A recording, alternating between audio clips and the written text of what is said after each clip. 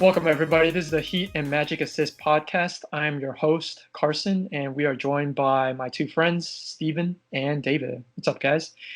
Today, we're going to talk about the Heat and the Magic and also a few NBA topics. So let's start with David.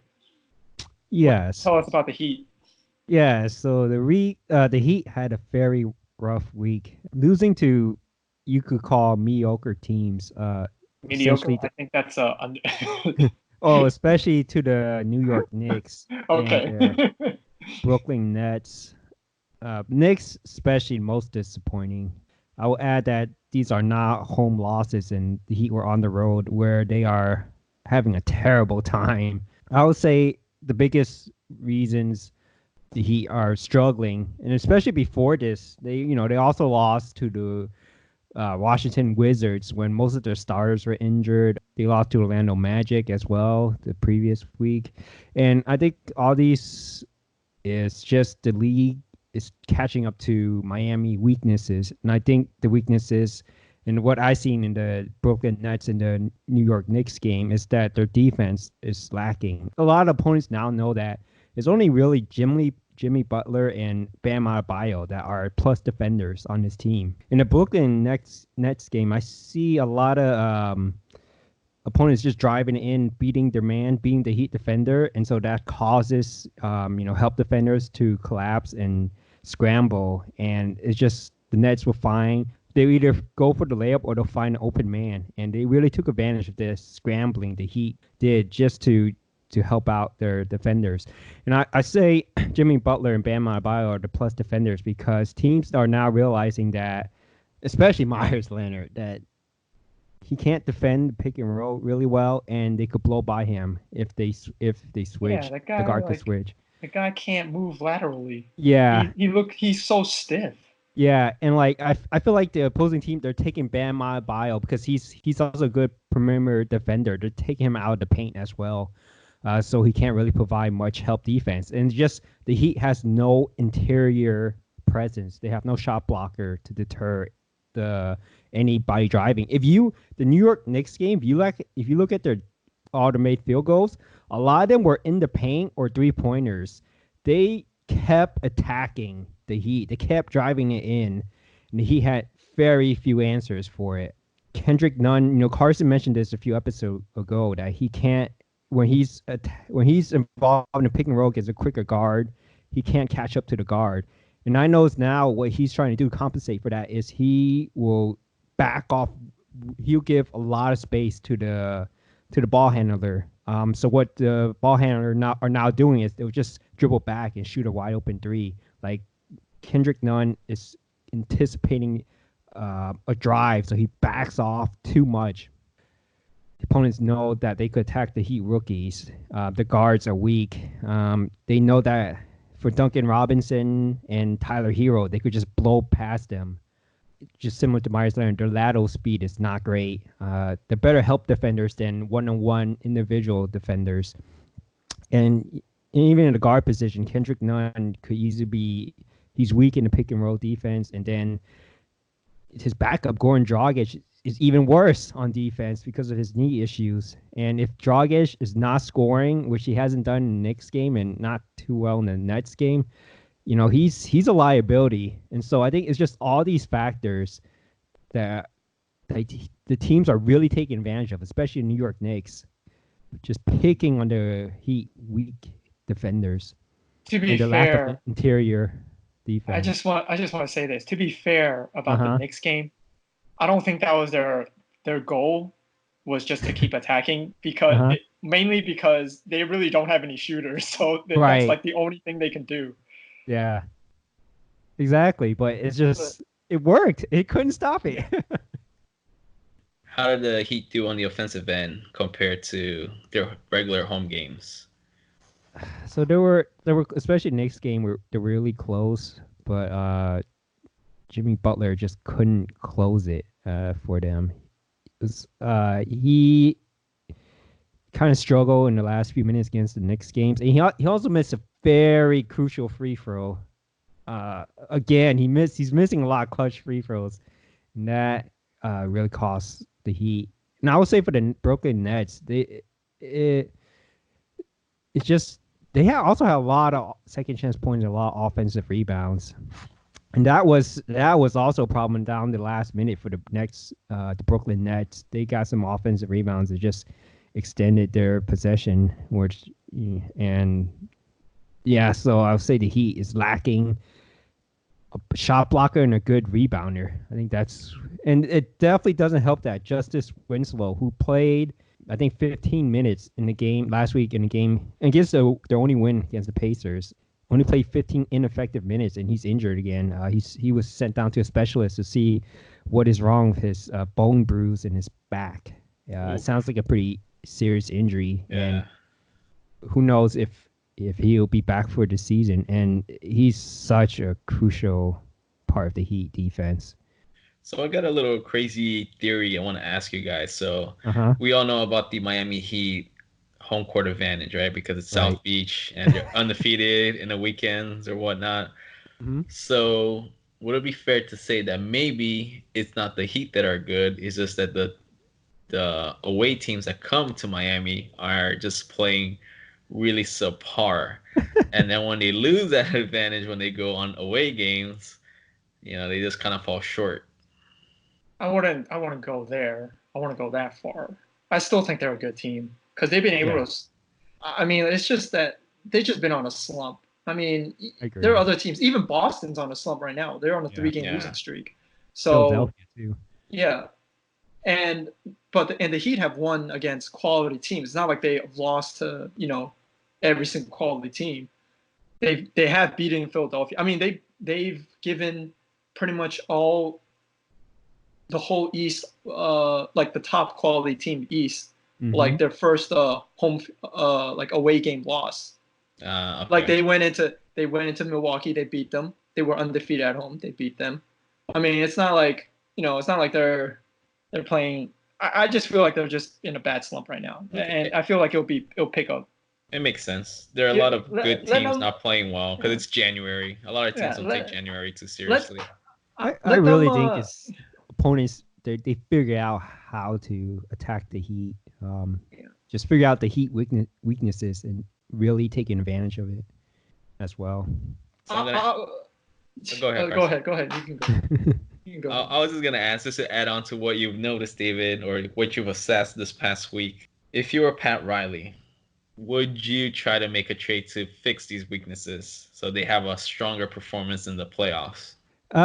If it's possible, I think we discussed last week. The Heat have very little asset. It's very hard to do a trade without giving a team a bad contract, such as a Kelly Olynyk or Dion Waiters or James Johnson. All they really have is Derrick Jones Jr. to give up an asset. Is Derrick Jones Jr., who's a restricted free agent this year, Kendrick Nunn, and I think a first-round pick in 2022 or 2023. One of those. But yeah, those are not very enticing. And to make salary work, they have to give up a bad contract. So I just don't see where. It's like the other team would want to help they would want to help the Heat, which is probably not going to happen. Right. Yeah. So the Heat did. So how they addressed these issues, they did address them internally. For example, Chris Silva, who I discussed on our first episode, he being on a 10-day or 45-day contract. He couldn't practice with the Heat because it'll use up one of his days, and he couldn't afford to give him a real salary. Well, it's past that deadline. They finally awarded him a 3-year NBA contract. Nice. So he's no longer part of the two-way contract. He's on a real NBA contract. They gave a two-way contract to Kyle. I think it was Kyle Alexander. Yes. It's 6'10". Pretty sure he's a center. He can finally practice with the Miami Heat. He could finally get integrated into the system and hopefully improve their rebounding and interior defense. Hopefully, because he's only 6'8", so I'm not, he's not a big guy. But as Carson mentioned, Kyle Alexander, since the Heat converted, every team's allowed two-way contract. And it's actually today is the last day that teams could sign players to a two-way contract. And so the Heat took advantage of that empty slot left by Chris Silva, and they signed Kyle Alexandra, a 6'10", 216-pound I guess you call him a forward. He used to be on the Heat Summer League team before he was cut this season, but nobody picked him up. I would say his only plus is he's tall and he's a shot blocker. Overall, he's non-existent on offense, and I'm not that worried. I am not that worried. I'm not that worried when it comes to undrafted players. It's a regular theme for the Heat. Yeah, they love undrafted players. Well, even big men, right? Joel Anthony, Hassan Whiteside, and this guy. Yeah. Defensive-minded bigs who can't shoot or do anything on the offense. I mean, I feel like that's all they want. They just want a big who could play defense and block shots and just occasionally catch like a alley-oop or like a easy dunk, nothing fancy. So that's a good question. Simple stuff. Is he athletic? I haven't seen too much of him play. I saw him in the summer league. He was okay. Okay. He was okay. I don't expect him to see any minutes. but the summer league was like that's against other undrafted players. I don't put a lot of stock into first years. If they do bad, I want to wait till the second year because they still have that kid's body. I want them to fully develop into get that NBA body to have which will take at least a year. Yeah, but he's not a pure rookie. I think he was drafted in the 2015 or 2016. Or he went undrafted, but that's when he got out of college and entered the NBA draft. I just know he's old. He's 26 years old. Yeah. He bounced around. I feel like it's fine. I mean, that's how they're addressing these issues, which hopefully Chris Silva is the savior. That should be interesting, man. He seems like the type of player they need, a defensive hustle guy, right? Right. So he's like a. Honestly, he plays like Udonis Haslem, but I think Udonis Haslem has better offensive game than him. Yeah, I agree. He's just a really smaller forward who plays power forward, and he will just hustle for the ball and get rebounds. Yep. Although he can't dribble, that guy needs to once he gets the ball, he just needs to pass it out. He cannot. No dribbling, because I saw his footwork is sloppy. Well, now he get to practice the team. Hopefully, he'll work on it. Yeah. I just want to say one more thing about the Heat is that James Johnson finally is getting playing time. He's taking full advantage of it. He's having a great week. He's providing solid defense, and just surprisingly really good 3-point shooting. I think he had 3 against the Knicks and 2 against the Nets, and just as many attempts. So it's really encouraging to see him, after not playing for so long, just fitting right in. Honestly, I'm not that worried. If you to scale it 1 to 10, I give it a 2. Well, I think this week is a test because they're playing the Spurs today, and they're playing the Thunder. I'm not that worried. We'll see. They're both. Those are well, today is at home, but then the next 2 are on the road, so I'm worried about that. Is Winslow the only player in the injury list right now for the Heat? Yes. Okay. I mean, they should be getting better as the season goes on. They've been struggling trying to find a consistent lineup. So, especially they've been playing without Winslow for a while, though. Well, you'd hope that he'd get back, right? So you kind of plan around the fact that he might get back, but it seems like he's not gonna get back. Yeah, it's not encouraging news. No. Yeah. They don't know what's going on. That's usually not good. Yeah. Yeah, they tried to ease him in last Wednesday, and it didn't work. Now he has to see a specialist, so that's not encouraging. Yeah. Well, I've got to stick with Jimmy Butler. Maybe James Johnson would do a little bit more of the ball handling too in the second unit if Goran Dragic is not getting things going. I don't know. I mean, Goran can initiate the offense. Right. I'm just saying if he's having a rough night. Yeah. Yeah. But I don't expect him to be for the whole rest of the season having a rough night. Just having a bad shooting day. Yeah, hopefully not. Yeah, I'm not worried. like I said, I'm not worried. Give it a 2 out of 10. Is he still considered a six-man candidate? Not. No, I think he No. fell off. Yeah, he's been kind of inconsistent. Yeah. I think because he's still kind of. I think he just came back from injury not too long ago as well. So I think just his health and where he is in his career. Yeah, I mean, it makes sense. It's hard to be consistent in the NBA when you're not fully healthy, so which is unfortunate for the Heat. Seems like every single important player in the roster has always some sort of health issue. Yeah, So, I mean, just like the Orlando Magic, they're dealing with a lot of injuries. Not as bad as the Magic, but I think the past month or so, their rotation's been like 7 to 8 players. Yeah, it's and just very not playing James Johnson and Dion Waiters, even though they're healthy. I think, they're probably teams get to see their weakness and they're just playing way too much minutes. Okay, well, that's interesting. It's seems like the Heat have a lot to work on. So I was just saying that this low that the Heat might be experiencing is not necessarily attributed to just technical issues, but is just due to the fact that it is January and a lot of players, they don't really take the season seriously until after the All-Star break. And that month right before the All-Star break, it's kind of like especially for the veteran teams that know there's a long playoff run coming up ahead. They know they're going to make the playoffs. They just kind of, they're not that interested in the regular season games at this point. So I wouldn't worry too much about the Heat. I'm sure they'll pick things back up. And they're still, third in the East? So I think they'll be fine. They dropped down to third. Although, I do have to say this.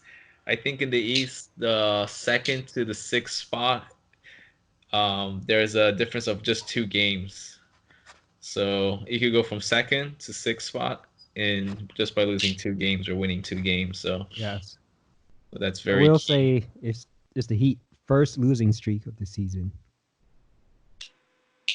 Interesting. That's 2 games, right? Just 2 games? Or just 2 games, but who knows what happens tonight. Okay. I'm not that worried. Well, on that note, we're going to go ahead and move on to the Magic. I just want to point a few things out about the Magic, some just overviews. So since last Wednesday, they went 2-1. They beat the Wizards. Then they lost in Phoenix. And then they won a very close game in Sacramento, where Aaron Gordon actually made a very clutch shot to seal the game, I believe. I'm not gonna put a lot of stock into that. Yeah, I thought it was a lucky play. Really. He's still making the shot. You gotta give him credit. Yeah, he got foul on it too. So, but we're not gonna go into the details of each player. We kind of cover what we expect from all of them. I wouldn't expect him to do it again either. I just want to point a few things out though. Michael Carter-Williams, he's questionable for tonight's game against the Lakers due to his shoulder injury. DJ Augustine is doubtful due to a knee problem. Jonathan Isaac, same story as last time. He's still out due to a severe knee sprain and bone contusion in his left knee. And Al-Farouq Aminu, a little update in his injury, is he did have knee surgery. So he ended up having knee surgery and he'll be reevaluated in 12 weeks. So I heard Jonathan Isaac's out for like 2 months. That's almost the whole season. It'll be like March, You have a couple months left in regular season, I guess. Yeah. Or maybe less than a couple months, but we'll see. But the good news is that, I don't know if it's good news or you could think of it as being bad news, depending how you look at it, but the Magic have been playing pretty well without him. And I think, the win over Sacramento was pretty significant. I didn't expect them to perform, I wouldn't say well, but I didn't expect to win given that they don't have Isaac. I think he's very important. But and the Kings have I think their roster is pretty I think they're fully healthy now. I know Marvin Bagley's back, De'Aaron Fox is back. I think he's been back for a while actually, but I haven't been keeping up with the Kings too much, but I know that for a while they've been injury ridden. So I think that recently they got their full roster back. And they have Or was it Beat Elisa? oh, the European player. Yeah, he was on fire. Yeah. Magic. Yeah. Ooh. So I thought it was a good win for the Magic. So they're 2-1. They're 2 games behind getting the 50% win mark. They're a half a game ahead of the Nets for the 7th spot, but they're still way behind the 6th spot. So they're really just fighting for that 7th spot. Mm-hmm. So I read an article on SB Nation about the Magic and what they should do. And one thing that was very interesting in that article was how the Magic should approach the season. And I think the important thing to know is, and we kind of hinted this statement in our previous episode, the Magic are in a pretty comfortable position in the sense that they're most likely going to make the playoffs, maybe even a 7th seed. Right. Just because from 6 and up, everyone's really good. Mm-hmm. And then there's the 7th and 8th spot, which is the Magic and the Nets. And then everyone else, for the most part, they're pretty down below, right? And although the season is there's still a decent amount of games to be played, you could kind of assume that the Magic are going to be pretty comfortable in that playoff spot. So from a GM perspective, you kind of have to wonder, well, do I really want to make a move and try to better my chances for this playoff season? Or do I just kind of sit and hold, or maybe even start planning for a rebuild around the younger players and start moving on from the, I guess you consider the OG guys like Aaron Gordon, Fournier, and Vujovic. Not necessarily trade them right away, but start setting things in motion to kind of be able to make some moves to revamp the roster when the time is right. So yeah, which was the move I advocated last week. Yeah. And so, I don't see the Magic doing much. They're probably just going to stay steady and keep things going. I thought the article made a lot of sense, like you said, David. So, I could understand why you want to keep it steady. As our special guest Ryan was saying last week, fans they've been losing for years since Dwight Howard left, and there's not much to get excited about. But this year and last year, there's definitely excitement for the Orlando Magic and their fans. Even if it's just very marginal winning, it's still, to the fans, it's still better than losing. Yeah. So I just wanted to add a couple of things just about the upcoming schedule for the Magic. It's they're playing the Lakers tonight, and then they're gonna play tomorrow. So back to back, and they're gonna play the Clippers tomorrow. So, and then that's followed by the Warriors and then the Hornets, and that'll conclude a seven. You can mark that as a loss. Trip. So. Yeah, it's gonna be rough. They got these next 2 games are gonna be pretty rough, but then they should win the next 2 games, so they could come out positive in this road trip, which will be a huge win. Wait, what? What? What's that? You think they're gonna beat the Clippers? No, they still have to play. They still have to play the Warriors and the Hornets. Oh. So you expect? Oh, that's the next. So you're expecting 2-1? Well, because it started with Phoenix and then they beat Sacramento. It's gonna be, sorry, I miscounted. I thought there was 7 games. It's gonna be half and halves, 3-3. So yeah, if they get those wins, it should be okay. Yeah, which summarized their whole season, just mediocre. So. Yeah, pretty Stuck much in the middle. They're content with being that, which I think is a big mistake. Well, they're really kind of stuck, I guess, right? Yeah, they are kind of stuck. They can't really do much to move forward. Hey, the Heat have been stuck too. It's not like the Heat have done any better. Both Florida teams have been stuck. Yes, but at least the Heat, they take chances. True. I don't see the Orlando Magic doing like a Jimmy Butler type trade. Yeah, like he did to get him. I think 2 important things to note for the differences between the Heat and the Magic this season is, one, they kind of lucked out with Kendrick Nunn, Tyler Hero and Duncan Robinson just kind of all of a sudden completely playing outperforming so well. expectations. Yeah. And, Outperforming their contracts. credit to their scouting team, but no one was expecting it to play that well. And second, most important is that they attracted a huge free agent, Jimmy Butler, which the Magic, Right. I don't think will ever be able to do. So I think those two factors is something that gives the Heat a very big advantage over the Magic as far as being able to come up with nothing or coming up with something from nothing.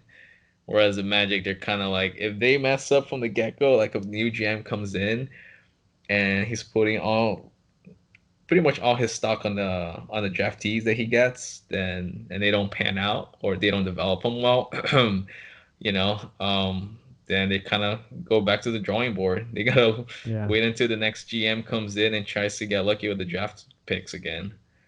I really think it's just the lack of a superstar. Yeah, for the Magic. They gotta draft them. It's Orlando's also a small market team. Very small. It's gonna be really hard to attract a superstar. Like you need to draft well in small market teams. If you think about it, most of the times the Magic were successful was when they drafted someone, right? Shaq, Penny, Dwight Howard. The only time they got lucky was when Tracy McGrady blew up with the Magic, right? No one was expecting Tim that. Duncan. Yes. Yeah. Well, that was all. And you guys gave up Victor Oladipo. Oh yeah, but they were not playing well at all with Oladipo. Yeah. But anyways, that's pretty much what I have for the Magic. They're kind of just doing the Magic thing, winning some games, losing some games. But what do you guys want to add? Yeah. Well, I got just like I mentioned before, today's the last day for teams to sign players to two-way contracts. The Magic signed. They signed some people too. First of all, they signed Gary Clark, who was a rookie last year for the Rockets, to a 10-day contract. In order to clear room for him, they waived Josh Maggette. You got your G League team assist leader. It's a dirty old white point guard. I saw him play a little against the Phoenix Suns. It looks like he's just trying to not get in the way of everybody. He doesn't look very good. But yeah. But I think signing Gary Clark, I think that was a good move. He played for the Rockets last year, and he's mostly known as kind of like a 3-and-D type player, which really fits well with the Magic. And they certainly could use. He plays like a small forward position, so they certainly could use his 3-point shooting and his defense. I think in college he had an award like defensive player of his conference or whatnot. So he has some accolades, and I think it's just a low risk signing that has a huge upside. So I like that move for the Magic. And also a few days ago they also signed Vic Law. He's from also the Orlando Magic G League team from Lakeland. You could argue he's the best player for their G League team. He was averaging 18 points and 9 rebounds, and he was shooting 39.4% from 3-pointers. Undrafted out of Northwestern, but very minor moves. But I could see them, especially with the Magic lack of offense, signing 2 offensive guys. Just hopefully they get to see playing time, and I think they fit in really well. And I really like those minor, tiny moves that the Magic did. It could pay big dividends later on. That's a lot of optimism you're giving him, David. A lot. They have no shooting, so any shooting is really welcome. I feel like we should test you. I don't know if that's like a...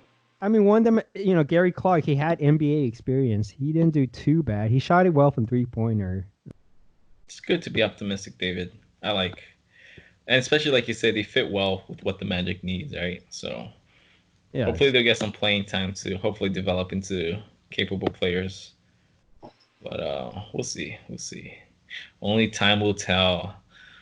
We'll see. But yeah, I mean, I would say it's helpful, but Jonathan Isaac replacement, Wes Iwandu, he's an okay replacement. He's been playing pretty decently. Provide solid defense and a little shooting. So I see those signings as more players like him. Not superstars or anything, but just role players that could really contribute. Yeah. The Magic definitely needs any, like you said, any help on the offensive end. Clearly, like especially having a 3-and-D option. I mean, they definitely need to try that. I think everybody wants that. Okay. LeBron wouldn't mind having one either. A bunch of wing players who can shoot, who can make open threes and then just plays defense. Well, speaking of LeBron, the Lakers are playing the Magic, and once again, they're not gonna have Anthony Davis with his bruised tailbone, and Rajon Rondo is also gonna be out. So the Magic, they might have a small chance, maybe. Although the Magic do have some injuries, like I mentioned a little while ago. But they've been playing well, even given those injuries. So we'll see how they do. Yeah, do you guys have anything else to add up for the Magic or the Heat? Anything interesting you want to point out? Just that I don't expect any trades for either team.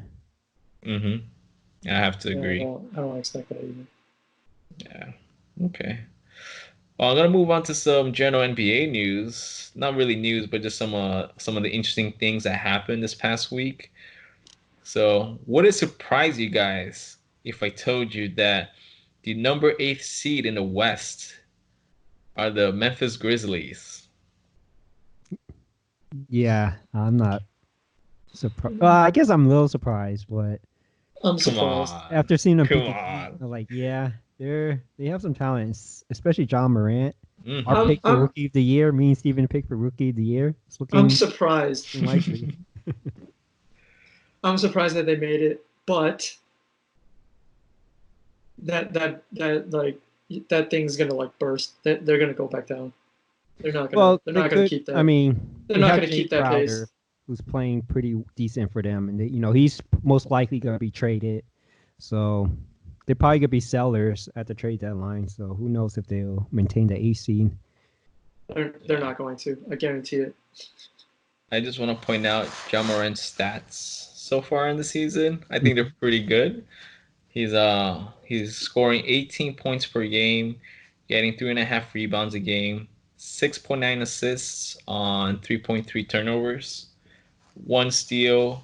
And this is what I find very interesting. He's shooting pretty well, especially for a rookie. He's at 49.4 field goal percentage overall, but 40.7 percentage from 3 and 80% from free throw. So it's pretty impressive for a rookie coming in who's very athletic and quick, getting such a high clip from the 3-point line. And he has a pretty high usage rate given his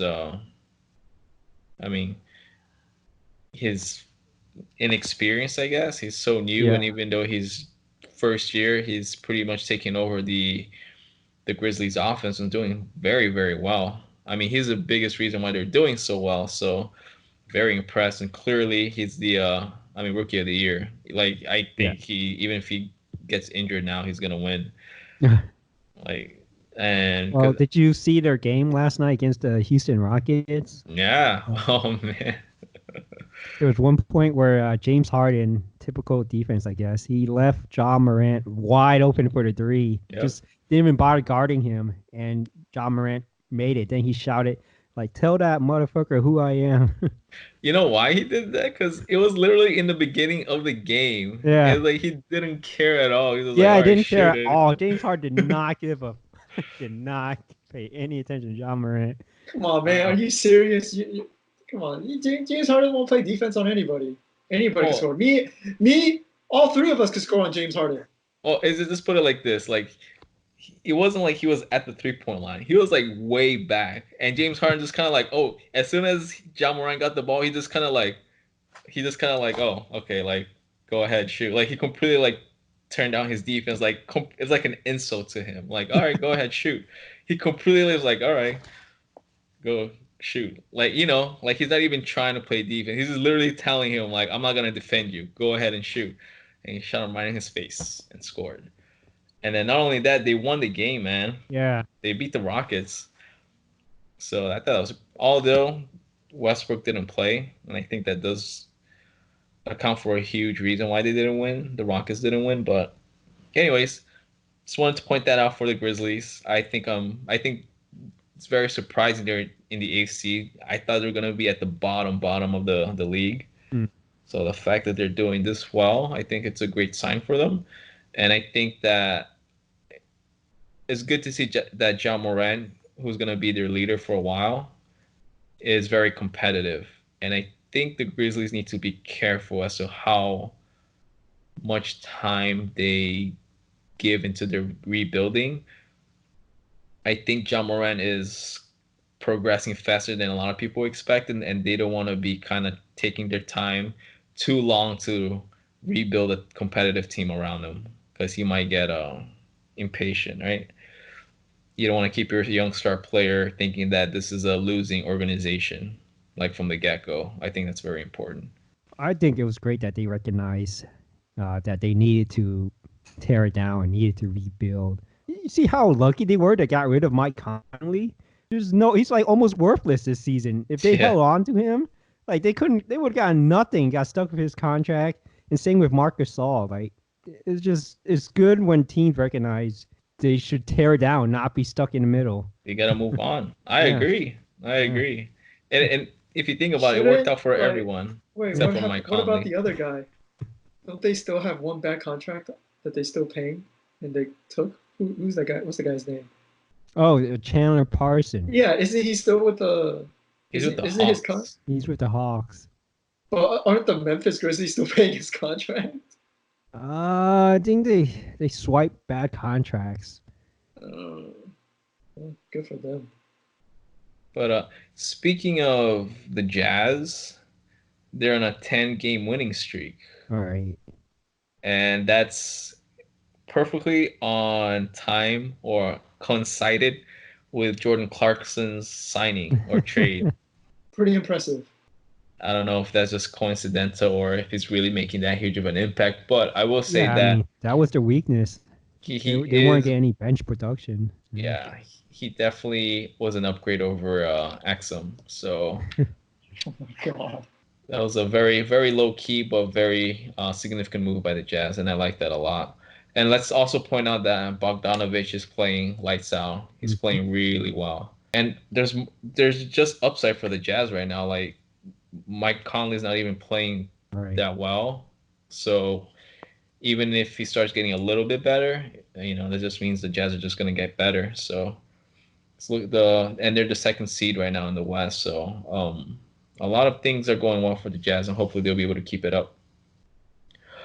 It's something you always count on. The Jazz always go on a winning streak. Like, it happened last year too, and I think it happened the year before. Yeah, the past 2 seasons. Always on this ridiculous winning streak. I think they had these like long winning streaks towards the end of the season. Yeah. Yeah. But maybe they'll have another one at the end of this year too. Seems like it, yeah. So if you're a Zion fan, get excited. He has his first game lined up. It's going to be a week from today against the Spurs. So January 22nd versus the Spurs. So it'll be interesting to see how he plays. The Pelicans have been playing relatively well. They've been doing better. A lot of their players that weren't playing well, like Lonzo Ball, they've been stepping up. Brandon Ingram has been playing really well the whole season, which I'm very surprised. I think that I think if they were in the East, he probably would have made the All-Star team. That's gonna stop though. Like the minute Zion starts playing, Brandon Ingram's production is gonna. I think it's not gonna be. It's not gonna be as it is right now. He's like their number one option right now. I think though they're not gonna play Zion as the number one option. Not yet, anyways. Yeah, honestly, I don't even think they should play him at all. They should just sit him this whole year. Completely agree. but I think they have to Oh, play him just from a marketing standpoint. shouldn't.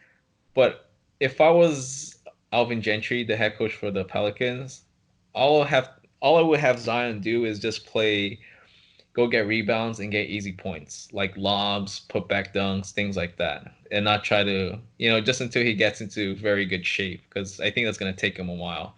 They definitely don't want to burn him off from the get-go and try to get him to do too many things like run the offense, which would be crazy, right? Just get some alley-oops, get some rebounds, offensive rebounds, dunk them, maybe run some fast breaks, get that get that nice ESPN top 10 dunk, and you're set. But Occasional posterize somebody. yeah, but I don't. Yeah, I'm very impressed with Brandon Ingram. I really didn't think he would develop this much from last year, and it Yeah, seems he that he improved his shooting form. Like he can make threes now consistently. I And I think think he's that's over 40%. yeah, I think. that's been the Oh, biggest. impressive. I mean, it is a contract year for him though. Yeah, remember Oh, that. that explains everything. Never mind. And the Pelicans didn't try to sign him up, extend his or upgrade his rookie contract, so he's gonna Oh, be a unrestricted free I agent. wonder why. Well, but he's playing so well, it makes you wonder, right?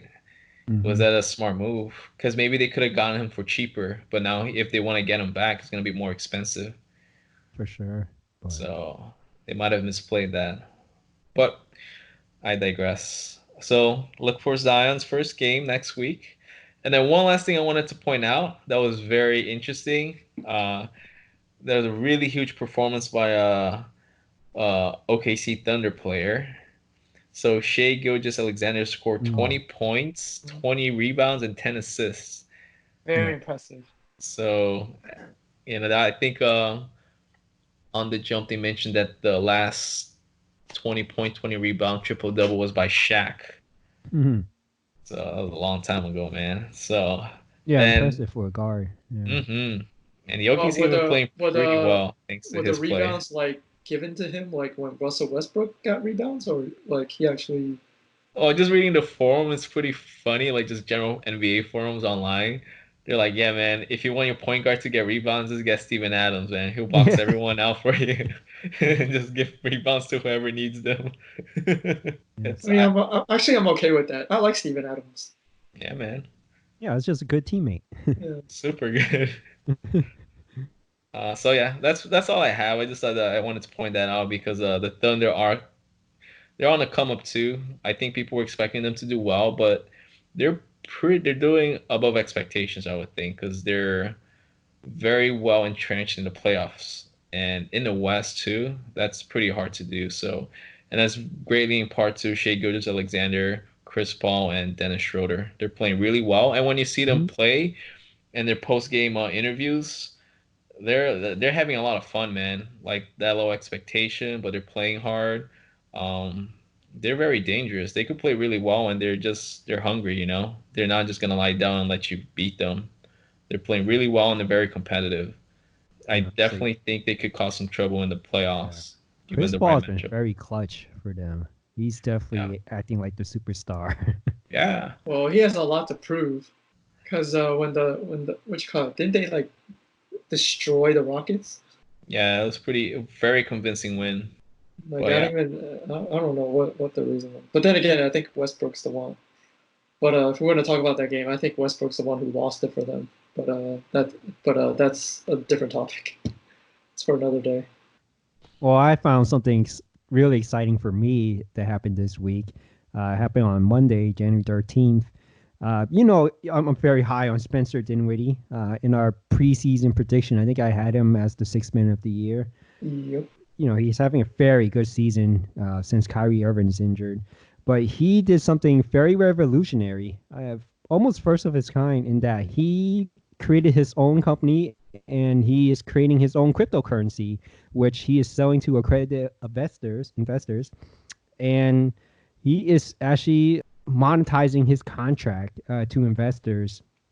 How this work is, Spencer Dinwiddie is he created 90 tokens, crypto tokens called SD8. Each one is worth 150K. So if an investor buy one of these tokens, they can't trade that token for a year. So, it has some drawback, but it's very similar to a bond, like buying a bond. These tokens are for 3 years, and for each month it pays a 4.95% interest rate. So every month you get 4.95%. Interesting. Yeah, it's a pretty good deal considering how much typical bonds offer.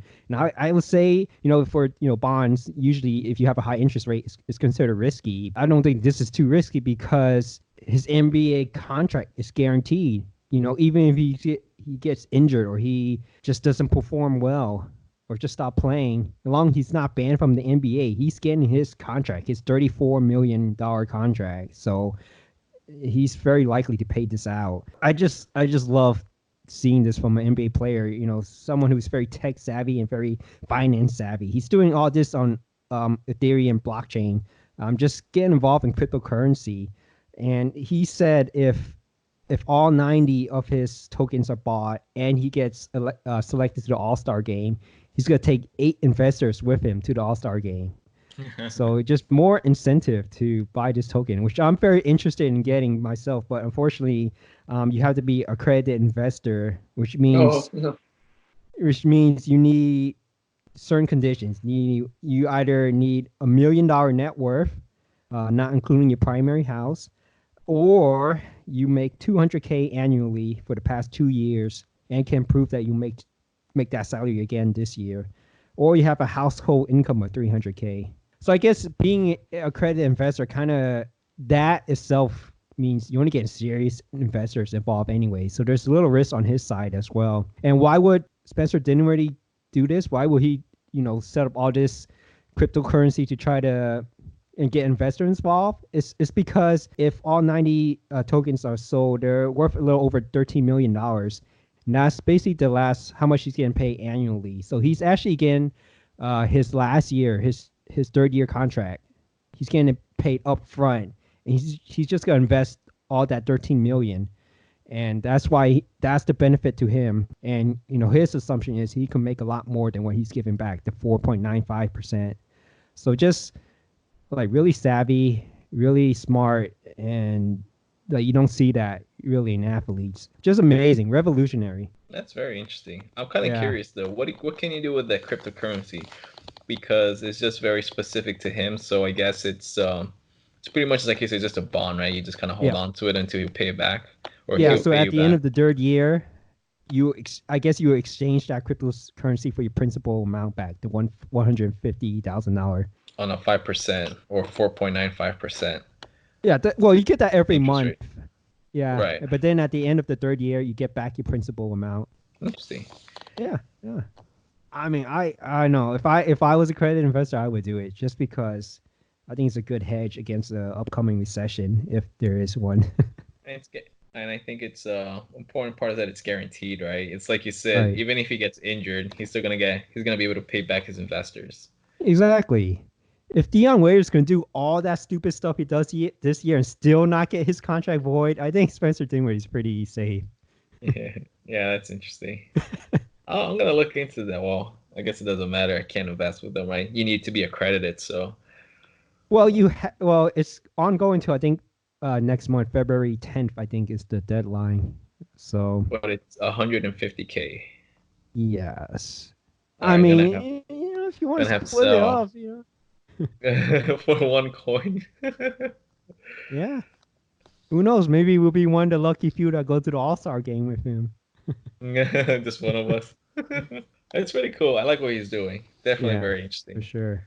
We'll see how he plays it off. I think it's going to be very attractive, and a lot of people are going to give him a lot of interest. So maybe he'll even try to build upon that. And I think that would be interesting to see what he does. I think his vision is to have multiple athletes do the same. And then like he was talking about how on his platform, people could start trading his cryptocurrency for other players' cryptocurrency. And I think that's pretty interesting. So if he doesn't make the All-Star, you could trade for someone else that is going to make the All-Star.